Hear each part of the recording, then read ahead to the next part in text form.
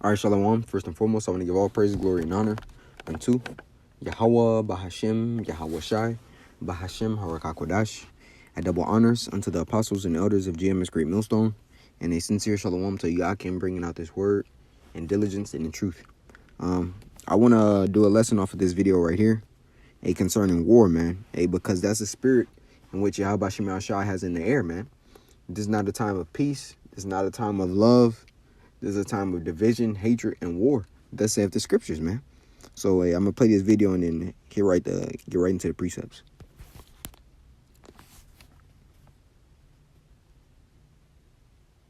Now this is the thing, man. When you look at the Iranian nuclear deal that was, established before, that was just left on both sides. Matter of fact, the U.S. left the first Iranian nuclear deal, and then basically tried to point blame at Iran, saying, "Oh, y'all didn't hold up until your end of the deal." Right? What it did was limit the percentage of uranium-235 that was mined and used for quote unquote energy production, man, which it really went to missile production. Now after they left, both sides beefed up their production of uranium, which just ultimately means that they both were preparing that isotope for war, man. Right? So let's get back to it.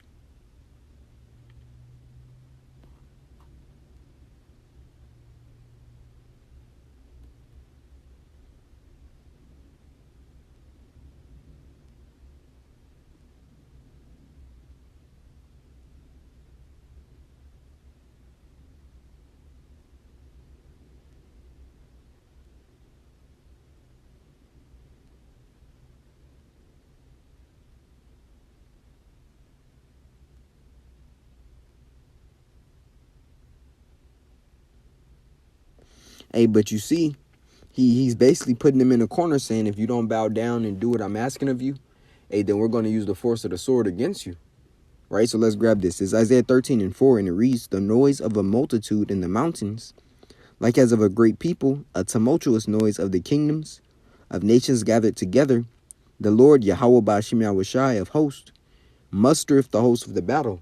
So ultimately, it's the Lord, playing on the minds of the kings of this earth. As the scripture says, matter of fact, it's Proverbs 21 at the top. It says, "The king's heart is in the hand of the Lord, and as the rivers of water, he turneth it whithersoever he will." Meaning what? The Lord is controlling the leaders of this earth, to move how he wants them to move. And ultimately, he's going to move them in a direction that causes all global war, man. As the scripture says in the book of Revelation, the second woe is past, and behold, the third woe cometh quickly. So it's going to happen. It's evident, man. The Lord is going to use forth these weapons of his indignation in order to utterly waste this place, man. It's going to be sent forth as a memorial unto him, as it's spoken of in Revelation 18 chapter, right? This is 4. It says, back in Isaiah 14, it says, that thou shalt take up this proverb. It's like it. Isaiah 13:4. It says, this is 5. It says, they come from a far country. What? Those weapons, man. Those arrows, as the scripture speaks of. It says, they come from a far country, from the end of heaven, even the Lord and the weapons of his indignation, to destroy the whole land. How do we know? When we go into 2nd Esdras, the 16th chapter, and let's get to the point. 13. It reads, "For strong is his right hand that bendeth the bow. His arrows that he shooteth are sharp and shall not miss when they begin to be shot into the ends of the world."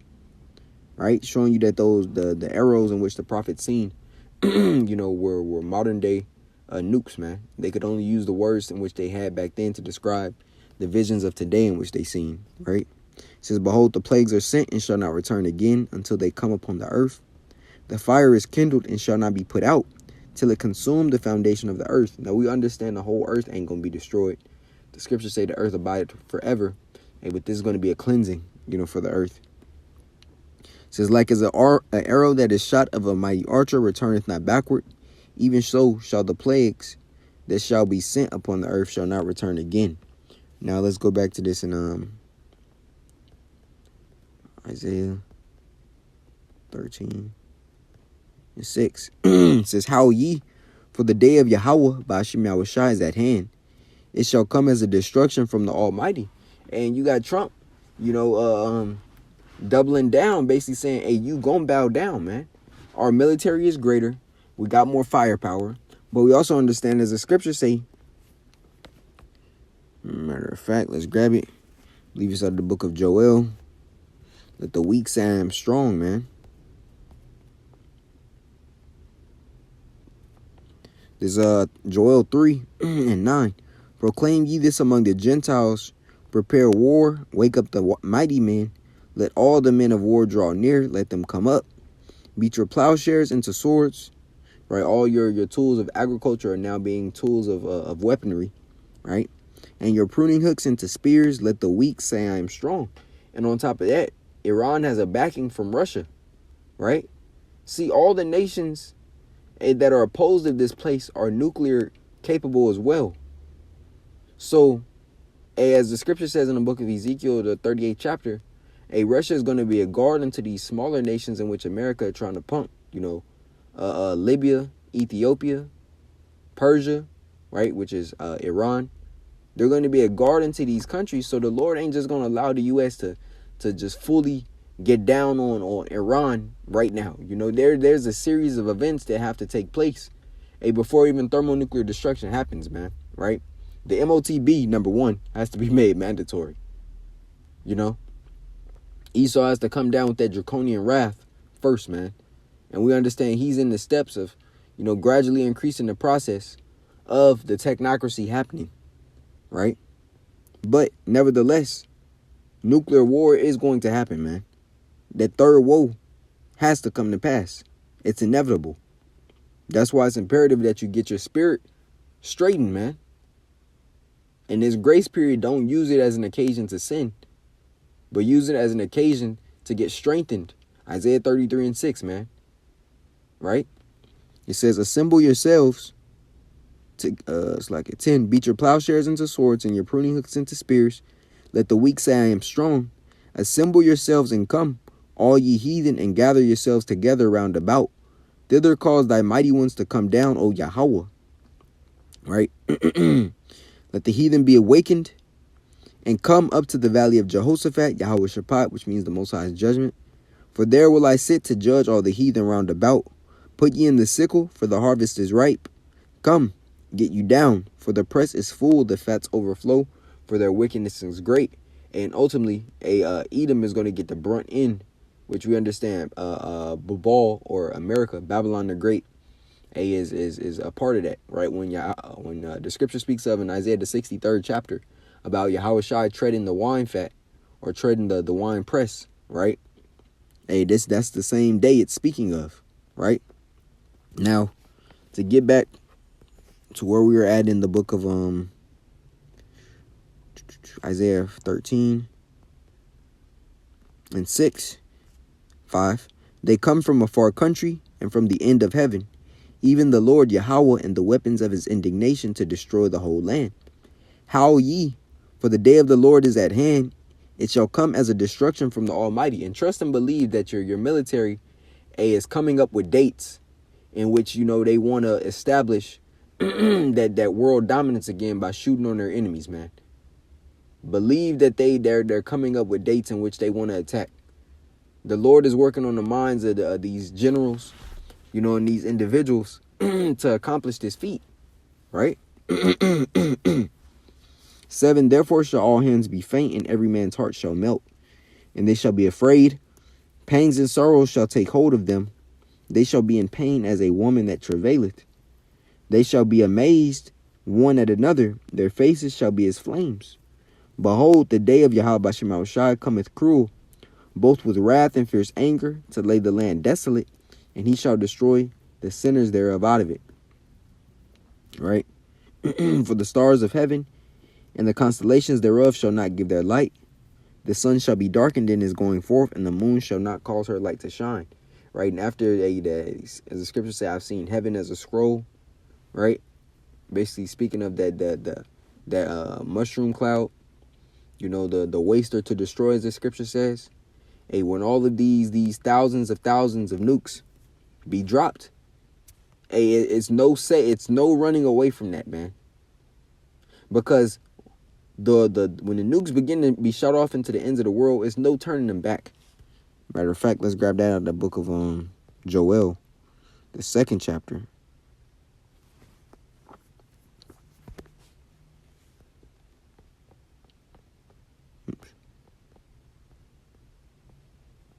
All right, this is Joel 2:3.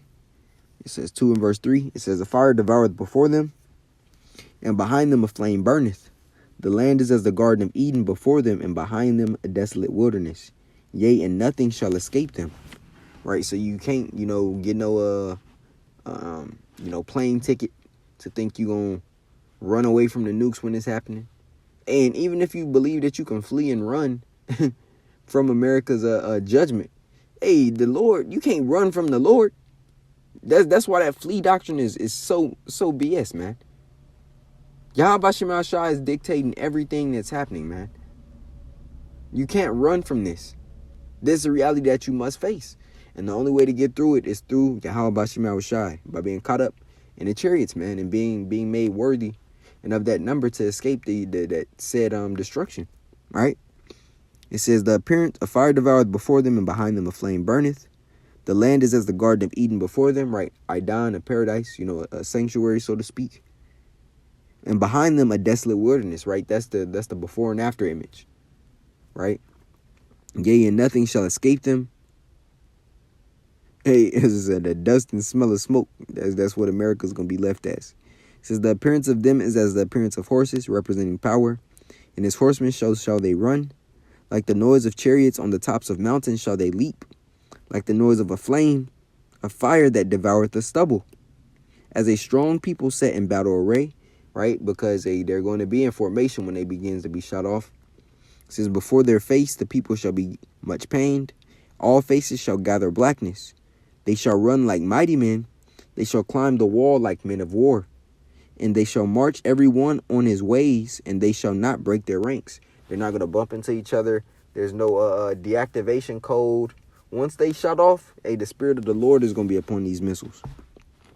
"Neither shall one thrust another," right? They ain't going to be bumping into each other in the air and explode up there. No. It says, "They shall walk everyone on his path." That means every missile has a longitude and latitude, man. Right? As they say, a GPS global positioning system. Each one is marked for a specific area and part. And Yahweh Shema Shai is going to make sure it hits with 100% accuracy. It says, "And they shall not break their ranks. Neither shall one thrust another. They shall walk every one on his path. And when they fall upon the sword, they shall not be wounded. They shall run to and fro in the city. They shall run upon the wall. They shall climb up upon the houses. They shall enter in at the windows like a thief. The earth shall quake before them. The heavens shall tremble.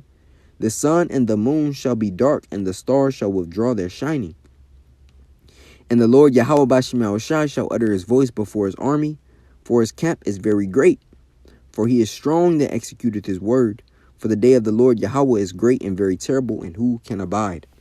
And that's the point, man. So, as the talks of these leaders, Trump saying, it's going to be very bad things for them.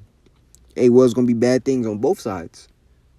Because, this land, the Lord has an indignation with this place, man, according to Revelation 18 chapter. Right? This is Revelation 18:3. "For all nations have drunk of the wine of the wrath of her fornication, and the kings of the earth have committed fornication with her, and the merchants of the earth are waxed rich through the abundance of her delicacies."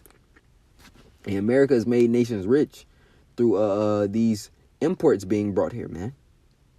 "And I heard another voice from heaven, saying, Come out of her, my people, that ye be not partakers of her sins, and that ye receive not of her plagues. For her sins have reached unto heaven, and Yahweh Ba'ashem Yahushai hath remembered her iniquities. Reward her even as she rewarded you, and double unto her according to her works. And the cup which she hath filled to her double. How much she hath glorified herself and lived deliciously, so much torment and sorrow give her. For she saith in her heart, I sit a queen, and am no widow, and shall see no sorrow.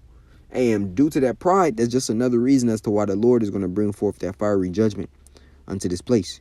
Therefore shall her plagues come in one day, death and mourning and famine, and she shall be utterly burned with fire. For strong is the Lord power who judgeth her. And there it is.